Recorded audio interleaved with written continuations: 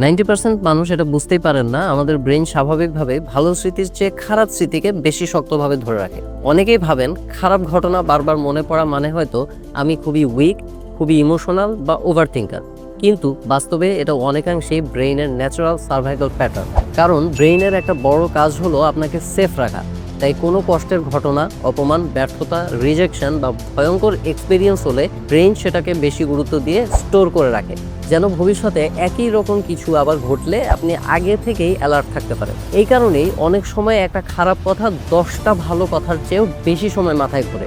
একটা painful memory অনেক দিন থেকে যায়, কিন্তু অনেক ভালো মুহূর্ত ধীরে ধীরে ফেড হয়ে যায়। এটা সবসময় দুর্বলতা নয়, অনেক ক্ষেত্রেই এটা ব্রেইনের নেগেটিভিটি বায়াস, অর্থাৎ নেগেটিভ এক্সপিরিয়েন্সকে বেশি গুরুত্ব দেওয়ার স্বাভাবিক টেন্ডেন্সি।